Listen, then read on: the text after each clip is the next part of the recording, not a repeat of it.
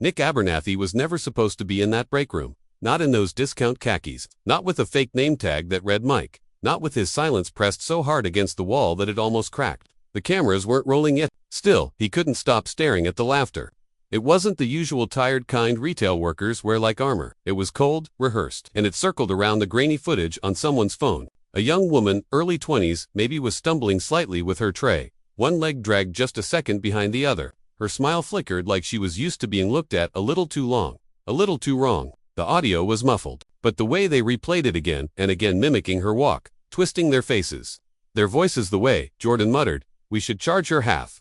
She's only using one leg." That was what gutted Nick most, not because it was cruel, but because it was easy, natural, like they'd done this before. That was Tuesday. By Wednesday, the girl never returned. Her name Nick couldn't remember. It wasn't on the schedule anymore. No write-up, no farewell, just vanished. And when he asked around, too softly, too carefully, the supervisor squinted like the fluorescent light was too harsh, muttered, "Who?" and turned the radio up. It wasn't the first time something had gone missing in that store. Smiles, time, people. But this felt colder. Like the air had dropped 6 degrees the moment she disappeared. Like something had watched.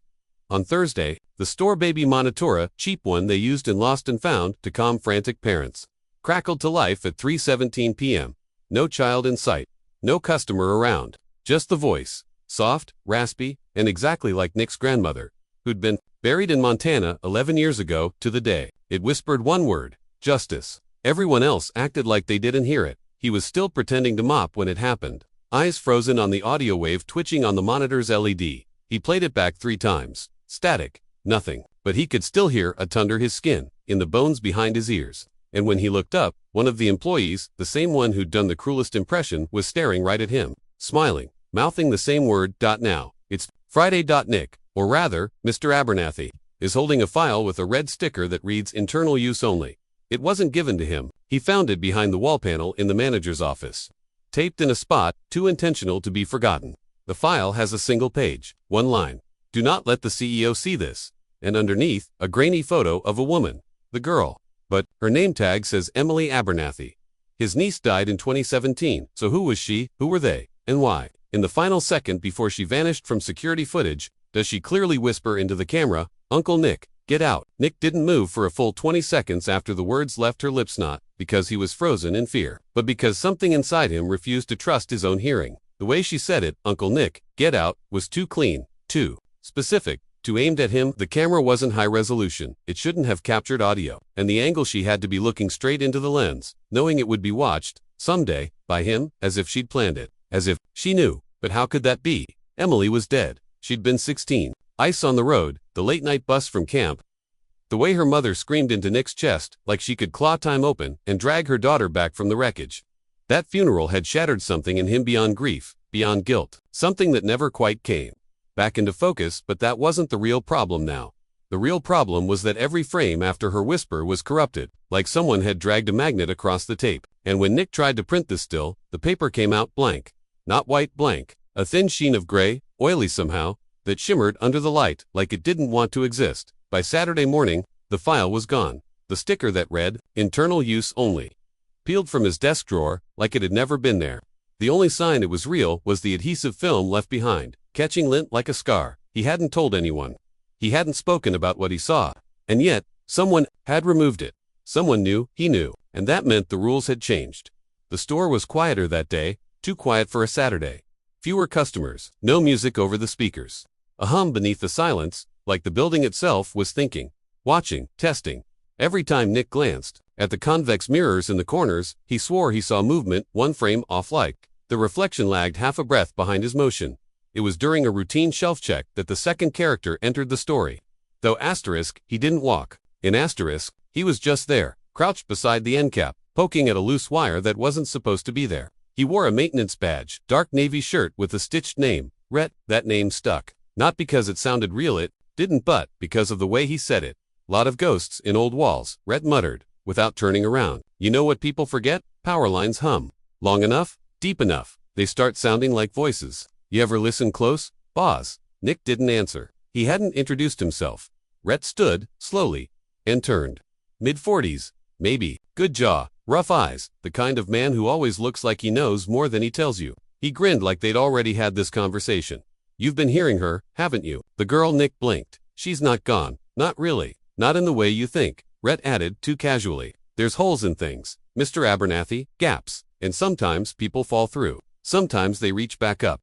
Nick's mouth was dry. Who told you who I am? Rhett smiled again, wider this time, and pointed to the air vents, places full of ears. When Nick blinked, Rhett was gone. Just gone. No exit sound, no footfall, no shadow fading out of frame. Just silence. Again, heavier than before. That's when Nick started noticing the little things. The ringing in his ears just before the power flickered. The sticky notes on his locker door that he hadn't written but were in his handwriting. And the one voicemail on his personal 3:17 a.m. from an unknown number that simply whispered, "She remembers the sound the tires made." He hadn't told anyone that detail. It was a phrase that had haunted him for years. Emily, on that last call before the crash, had mentioned how loud the rain was on the bus roof, like tires screaming. No one else had heard it, not even the first responders. So how? That night, Nick returned to the break room. Something was pulling him there, not logic, not evidence, but the same gravitational dread that makes a man open a closet he knows is hiding something wrong. The security system had a hidden archive. Rhett had mentioned it in passing, cryptically saying, "Don't trust the screen, trust the signal." There, behind 4 firewalls and a directory called Forever Meeting, was a series of videos, unlisted, unnamed, hundreds of hours of staff footage, but none from the store's angles, all filmed from behind the walls, peepholes, hidden wires, phone cameras placed in vent ducts. And their pat. At 9:41 p.m. on the night before Emily vanished, was video of her alone, cleaning the counter. She turns, she pauses, and then she speaks to someone just off camera, but there's no one else on the schedule. The audio glitched, popped, skipped backward. Her voice layered 3 times over itself, like a broken record skipping into parallel timelines. I saw it. I saw what they did. I saw you. The camera shook, fell sideways. The feed cut. Nick slammed his laptop shut, chest heaving. His hands were trembling. Then came the knock. Not the door, not the window. The inside of the air vent. Tap, tap, tap, tap. He stayed still for 2 minutes before approaching it. When he finally opened the grate, there was nothing inside except a worn, folded receipt from the night Emily disappeared. On the back, in pencil, someone had written, "You were there too." But Nick wasn't there. He hadn't been in that city for weeks. He was sure of it. He was sure, wasn't he? That's when the gaps in his memory started to widen. Things that were once firm began to feel slippery. The car he thought he'd rented that week, no record. The call to Emily the night she died, missing from his phone log, but the words, those damn words still, echoed like they'd been branded inside his skull. Then came Rhett again, this time in the mirror, not standing behind him. Inside it, his reflection clear as day, but not in the room. "Wanna know the truth?" Boss Rhett whispered, voice flat as winter air. "You didn't forget. You agreed to forget. You made a deal. You signed her away." Nick smashed the mirror. There was no glass on the floor, just water, and beneath it, barely visible, Emily's face, eyes open, mouth moving, sound less lie. By the following week, Nick wasn't sure which sounds were real anymore. The store speakers randomly broadcasted voicemail fragments that never existed. Customers swore they'd spoken with him when he hadn't left his office. One employee, Janine, usually calm, accused him of standing in the hallway whispering her dead dog's name at 4:12 a.m. She quit the next day, left a note taped to the camera. Lynn's asterisk, "There's something under the tile in room 7, but don't look if you want to stay sane." Asterisk, there was no room 7, at least, not on any map, but Nick found it. Behind a false panel in the loading bay, a narrow corridor with linoleum flooring that smelled faintly of melted plastic and burned sugar. Inside was a door, just a door, and on it, a sign that said, "Forever Meeting, authorized memories only." He didn't go in, not yet, because just before he could touch the handle, he heard a laugh. Emily's, not sinister, not haunting, joyful, a sound from a world that should have never ended. A memory, but it didn't come from the door, it came from inside his own mouth. And that's when he knew the real unsolved mystery wasn't what happened to Emily, or even what the store was hiding. It was who he really was. Before all of this, and why someone didn't want him to remember, the next time he opened his eyes, the date was wrong. The calendar in his office read asterisk, June 14th, 2016, asterisk, but his phone said June 27th, 2025. And the last message on iTunes, but typed, was addressed to Emily. "Greater than I think I found where we buried it. But I'm scared. What if it's not the store that's haunted? What if it's me?" Then came the final glitch. Not a sound, not a whisper, just an image, a grainy photo embedded in his phone, wallpaper, candid. Taken from above of Nick standing in room 7, smiling, holding a shovel. Nick had always believed memory was something stable, a film reel you could rewind, a room you could walk back into. But memory isn't stable. It's a flooded basement where things bob to the surface long after you forgot you buried them. And in the heavy silence of that windowless office, lit only by the stale flicker of a dying fluorescent bulb, Nick thought, one split second, that he had finally reached the end, the truth, the core. The answer to why Emily was gone, why the store's walls whispered his name, why mirrors warped at the edges when he looked too long. He had found a drive, a tiny silver flash drive sealed in a fireproof envelope taped to the underside of the break room microwave. No label, no explanation, just a post-it note in that same soft, delicate script he remembered from Emily's school notebooks. Asterisk, you said you'd protect me. Asterisk, his hands trembled as he slotted it into the laptop. It clicked once. Then the screen went black.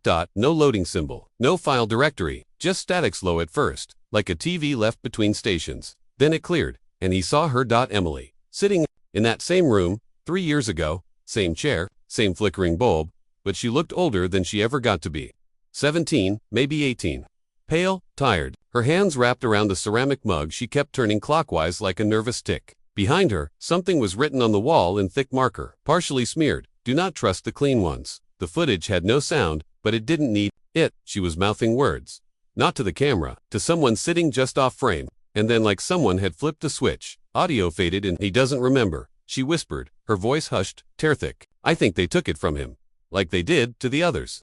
But he's still flickering. He asks the same question sometimes and forgets he asked it. Nick's throat tightened. He didn't know why, but it felt like she was talking about him. Then the camera shook. Emily turned sharply, as if someone had stepped closer. I'll do it, she said suddenly. I'll make him see. The screen froze, and in the bottom right corner, a timestamp blinked into life. Asterisk, June 27th, 9:41 p.m. Asterisk, tonight. The sense of reality began to unravel again, but this time more subtly, like a picture frame that tilts slowly over hours until it finally crashes down in the dark. Nick felt something inside him click into place, not because the mystery had ended, but because he thought it had. The drive, the footage, Emily's voice, her plan. He'd been pulled into something she set into motion long before her death, something he was meant to finish. That night, he returned to room 7. Armed with a crowbar, flashlight, and a gut-level certainty that whatever truth lay behind that final door, it was meant to be exposed. The door opened easily, this time too easily, like it had been waiting. The room beyond was not large. Walls stripped down to studs. Plastic sheeting on the ground. A single desk. On the desk, a file folder labeled in red Sharpie. Asterisk, witness protocol. N. Abernathy signed. Asterisk, he opened it. Inside were transcripts, notes, psychological assessments dated back over a decade, all centered on him. Sessions with names he didn't recognize. Mentions of blackout events. Memory fragmentation. Dissociative tendencies. And then a phrase that stopped everything. Asterisk, subject voluntarily entered compliance in exchange for cognitive shielding from event echoes. Asterisk, below that, handwritten in the margin. Asterisk, he asked for it to be permanent. Asterisk, the nausea came fast, violent, like a wave of vertigo paired with a childhood fear he couldn't name. Nick dropped the folder, stepped back, his foot hit something. Soft, he turned. A mattress. Thin, dirty, folded into the corner, and on it taped to the wall above were dozens of Polaroids, of him sleeping, working, laughing, photos he never remembered being taken. Some were dated during times he swore he lived in another state. Others had strange captions written beneath in childlike handwriting. He forgot again, or still smiling. Or for days since he asked about her. One photo was different. It was blank. But in the bottom corner, a timestamp. Asterisk, June 27th, 9:41 p.m. Asterisk, 9 years ago to the second. And that's when he remembered the sound. Not the whisper. Not the girl. The crash. That crash. Not Emily's bus. His car. He'd been driving. Late rain slicked roads. The phone call had just ended. He was trying to get back to her, but something stepped into the road. Something not right. Too tall. No face, just a blur in the headlights. And then the impact. But in all the reports, it said he was never in an accident. His car had been parked. There was no police record. No damage. But he remembered the moment before his windshield shattered. Emily's voice. Don't stop. It sees you when you stop. He staggered out of room 7, files clutched in his hand, breath shallow. The store was quiet again. Too quiet. Rhett was waiting for him in the break room, except he wasn't Rhett anymore. Same face, same body, but wrong. To still, his eyes didn't blink. Didn't track. You almost made it, the figure said, voice flat, as if echoing from somewhere distant. But you looked at the wrong thing. Nick dropped the file. Emily wanted me to remember. Emily wanted to escape. The figure corrected. You promised to help her. And when the thing offered you peace, you said yes. Nick backed away. What thing? The figure tilted its head, and that's when Nick saw it, the glitch. The shimmer across the man's cheek, like heat haze on a summer road. something beneath the surface. Watching him, wearing Rhett's voice like a coat, it never mattered what you uncovered. It said, we only needed to know when you would see it. Now we know. Now it starts again. And then the lights went out. When they came back on, Nick was sitting in his car, parked in the store lot. Radio, playing softly, windshield wipers moving in rhythm. He looked at the clock. Asterisk, asterisk, 9:41 p.m. Emily's voice came through the speakers again. Soft, sad. You almost remembered. His phone buzzed. One new message. You're not crazy. They lied to you. Look at the first video again. With shaking hands, he pulled it up. The video of Emily. Same setup, same motion, same whisper. But this time, when she turned to speak off camera, it was Nick. Not older, not now, but him, 9 years ago. Standing behind the camera, smiling, nodding. Asterisk recording. Her, asterisk, she says something new this time. You promised you'd shut the door after. You said they'd never follow. And then, just before the video ends, she adds one more thing. One line that collapses everything. Uncle Nick. Asterisk, what did you let out? Asterisk, the screen cuts to black. A reflection stares back at him. But it's not his own. It began with the paper, not printed, not delivered, placed, folded twice, left beneath Nick's windshield wiper at 3:47 a.m. Just minutes after the reflection in the screen had mimicked his breathing, but not his words. No envelope, no handwriting on the outside.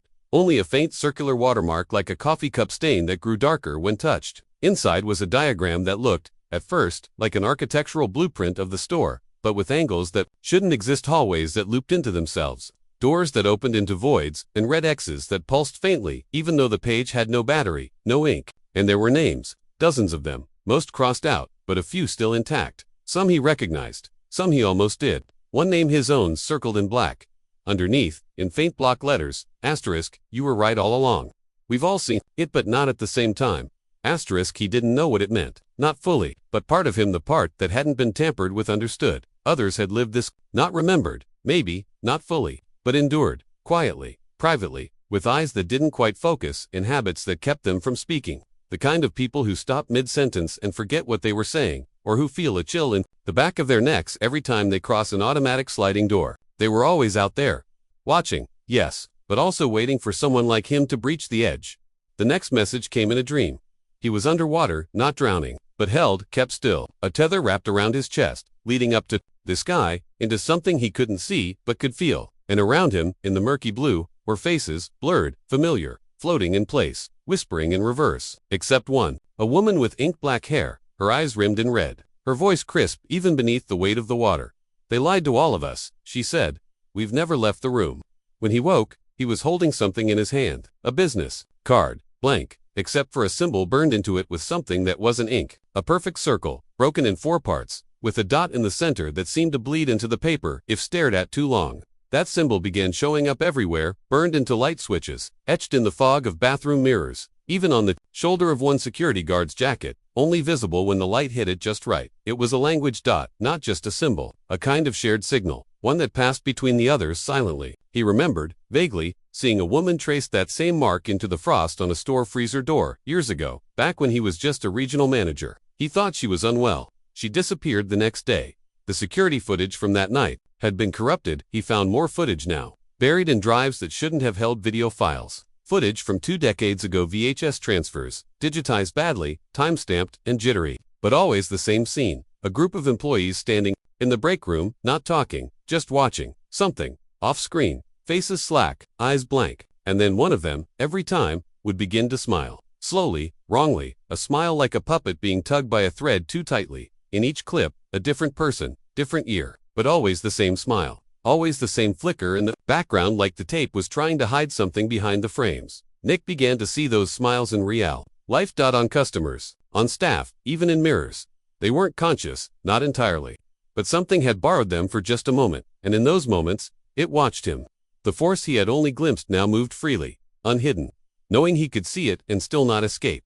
They left him more messages, slipped into cereal boxes, doodled into the margins of forgotten receipts. One was scratched into the paint of the supply room door, written backward, readable only through reflection. Asterisk, you're not supposed to remember what you saw in the mirror in 1998. Asterisk, he didn't think he'd seen anything in 1998. He would have been a teenager, working nights at a discount grocery store in Idaho. But the message unlocked something. A feeling, that old bathroom, that old mirror, cracked, in the top corner, and the face he saw behind his own, smiling, but no one had been there. He hadn't spoken about it since, not even to himself, and that's when the third voice arrived.